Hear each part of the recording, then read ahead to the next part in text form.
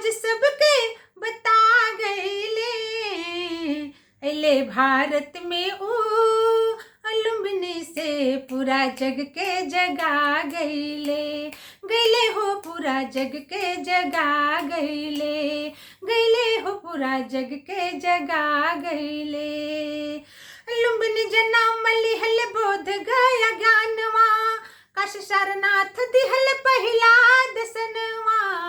लुम्बिनी जना मली हल बोध गया ज्ञानवा, काशी सारनाथ दिहल पहिला दसनवा। 5 शिष्य के पढ़ा गईले, राज सबके बता गईले। 5 शिष्य के पढ़ा गईले, राज सबके बता गईले, अले भारत में ऊ लुम्बिनी से पूरा जग के जगा गईले, गईले हो पूरा जग के जगा गईले, गईले हो पूरा जग के जगा गईले। अंगुलीमाल डाकू रहे अत्याचारी, छोड़ी अत्याचार बनल पाँव के पुजारी। अंगुलीमाल डाकू रहे अत्याचारी, छोड़े अत्याचार बनल पाँव के पुजारी। पाठ ऐसन पढ़ा गईले, राज सबके बता गईले।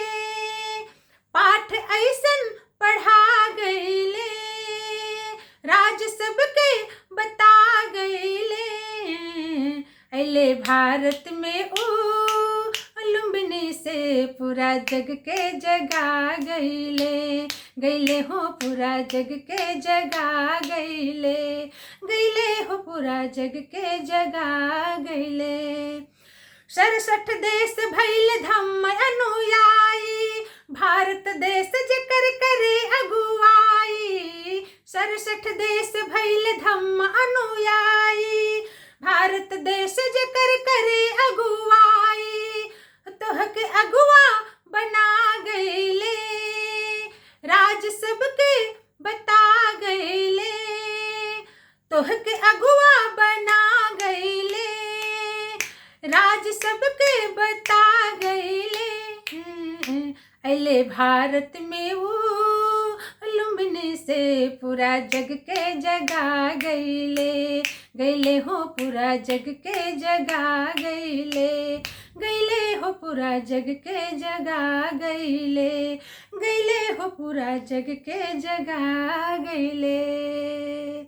दोस्तों, मेरा YouTube चैनल है संजू सिंह के नाम से, उस चैनल को आप लोग सब्सक्राइब कीजिए, लाइक शेयर और कमेंट कीजिए, और हाँ, बेल बटन दबाना न भूलिएगा। और मैं फेसबुक पेज पर संजू सिंह फोक सिंगर के नाम से हूँ, वहाँ पर आप लोग मुझको फॉलो कीजिए, लाइक कीजिए और शेयर और कमेंट कीजिए। बहुत बहुत धन्यवाद।